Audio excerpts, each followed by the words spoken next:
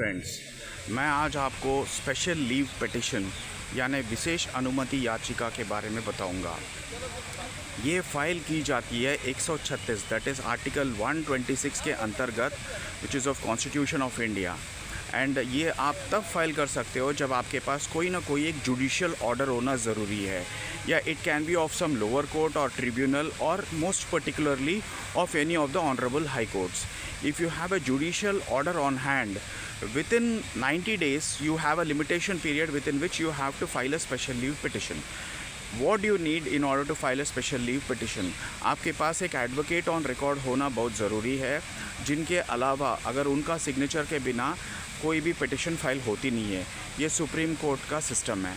उसके अलावा आपके पास एक आर्ग्यूइंग काउंसिल होना भी ज़रूरी है, जो आपका पक्ष ऑनरेबल सुप्रीम कोर्ट के सामने रखे और आपके फेवर में ऑर्डर दिलाए।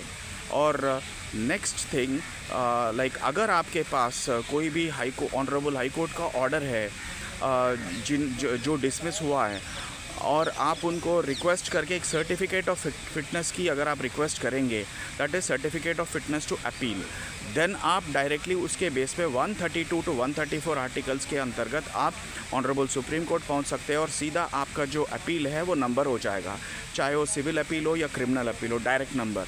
लेकिन अगर normally honourable high court they don't give such kind of certificates. Rarely, if there is only substantial amount of question of law which has to be adjudicated only by Supreme Court, then only they will issue that certificate of fitness. In that scenario, what happens? In that scenario, what you have to do is like आप 136 के अंदर आप honourable supreme court आ सकते हैं, लेकिन इसमें आपको कोई राइट टू अपील नहीं मिलेगा। इसमें सिर्फ it will be the discretion of the honourable supreme Court whether to consider it और नॉट। तो जैसे भी आपका जो SLP it will come for the admission. If the honorable Supreme Court gets satisfied, out of 1000 cases they will issue notice in one case. Normally मैं आपको on an average बता रहा हूँ, और उसमें भी like in 10,000 cases 1 or 2 cases will get admitted and ultimately they will be converted into civil appeal or criminal appeal. In that kind of scenario, it will be numbered and special leave will be granted to you. Then only you will have your appeal heard at length and you will get finally an order or a judgment. So this is how the SLPs work. जैसे मैं आपको बताया कि इसमें आपको एक advocate on record की ज़रूरत है और आर्ग्यूइंग काउंसिल की ज़रूरत है। हाँ जी, अगर आप अपने आप पार्टी इन पर्सन फाइल करना चाहते हो, आप दिल्ली तक पहुंचने की भी ज़रूरत नहीं है। सीधा ऑनलाइन है portal honourable supreme Court of India का वेबसाइट में जाके आप directly as you can file a petition, और उसके जो भी डिफेक्ट्स होंगे उसको क्यूर कर दोगे, it will be directly heard. And moreover you need not come to Delhi also, you can appear through online as well, through video conference में आप अपेयर कर सकते हो। Then you can argue your case on your own. लेकिन जो chances मैंने आपको बताया, यहाँ अच्छे बड़े वकील बैठे हैं जो एक्सपर्ट्स है, जो क्वेश्चन ऑफ लॉ में उनके भी पसीने छूट जाते हैं, क्योंकि ऑनरेबल सुप्रीम कोर्ट के जो जजेस है they are very highly educated and technical in terms of the legality. जो भी क्वेश्चन ऑफ लॉ है उसका बहुत मान्य रखता है। यहाँ जो चलता है वो सिर्फ क्वेश्चन ऑफ लॉ चलता है, that is law points, there is nothing else. So there has to be substantial amount of question of law. This is the first ground, and there has to be gross miscarriage of justice, and also there has to be an error apparent on face of the record. मतलब जैसे भी ये जैसे file खोलते ही उसमें एक error पता चल जानी चाहिए ओपनली जज साहब को, देन ओनली आपके फेवर में ऑर्डर निकल सकता है। ये एक और चीज़ है। तो ये तीनों जो अगर आपके ग्राउंड सेटिस्फाइड हो रहे legal grounds, law, substantial amount of question of law, miscarriage of justice, and error apparent on face of record, then you have a bright chance of getting your SLP admitted. And इसके अलावा आपको जैसे मैं आपको बताया कि जो honourable supreme court में ज़्यादा से ज़्यादा 10 सेकेंड से ज़्यादा टाइम किसी को भी नहीं मिलता एडमिशन के टाइम पे, क्योंकि 200 से 300 या 500 पिटिशंस सीधा डिसमिस होते हैं। तो क्योंकि जो मैक्सिमम नंबर ऑफ़ केसेस में क्वेश्चन ऑफ लॉ नहीं मिल पाता है।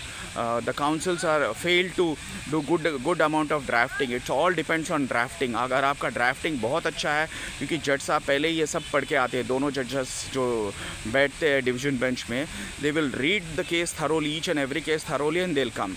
आई कैन गारंटी यू, आपका जो वकील है उनसे भी जज साहब को फाइल के बारे में और आपके बारे में पूरी स्टोरी पता चल जाती है, पूरा देख के परफेक्ट हो जाते हैं। अगर उनके पास कभी कभार टाइम नहीं मिला तो उनके बहुत सारे टॉपर्स जो लॉ इंटर्न्स रहते हैं, students from Nalsar and NIU, they will make bullet points and list with them. वो देखकर जज साहब सब समझ जाते हैं और आते ही वो मन बना लेते हैं कि इसको डिसमिस करना है। अगर आपका वकील साहब को एक चांस मिलता है कि हाँ, अगर उनको कन्विंस करे विद इन 10 सेकेंड्स या 1 मिनट, इनका एक क्वेश्चन रहता है सवाल, उसका जवाब देना पड़ता है। अगर आप सही जवाब दे दोगे तो आपका केस एडमिट हो जाएगा, नहीं तो वही है कि डिसमिसल के चांसेस ब्राइट है। तो दोस्तों, जैसे बताया मैं आपको, ये सुप्रीम कोर्ट में जो वकालत करना और जज साहब के सामने आर्ग्यू करना इतना आसान काम नहीं है, बहुत हिम्मत वाली बात है, क्योंकि they are well prepared and very well knowledge about law. क्योंकि ऑनरेबल सुप्रीम कोर्ट तक पहुंचना है तो कोई भी जज साहब को हाई कोर्ट में कम से कम 10 साल निकालना पड़ता है एज ए जज, या फिर सुप्रीम कोर्ट में काफ़ी वकालत करने के बाद एडवोकेट साहब जो है वो एलिवेट होते हैं ऑनरेबल सुप्रीम कोर्ट के बेंचेस को। It's a very big reputation point. जितने भी 25 हाई कोर्ट्स हैं इंडिया में, उनके सारे जितने भी चीफ जस्टिस हैं, उनके बीच में भी बहुत सारा कंपटीशन रहता है, क्योंकि यहाँ है ही मैक्सिमम 30 वैकेंसीज़ है। इनमें से जो भी रिटायर होते हैं उनके तब वैकेंसी बनती है, तब जाके जज साहब दूसरे स्टेट के चीफ जस्टिस यहाँ पे आते हैं। और मैंने देखा बहुत सारे जस्टिस जो हाई कोर्ट के चीफ जस्टिस हैं, उनके जजमेंट्स जैसे भी मैं नोट करा, there were lot of them like honourable justice Hima Kohli ji, जो अब ऑनरेबल सुप्रीम कोर्ट की सिटिंग जज है, उनका जो डिक्टेशन है, and even honourable justice Ujjwal Bhuyan, ये सब तेलंगाना हाई कोर्ट में थे, चीफ जस्टिस थे।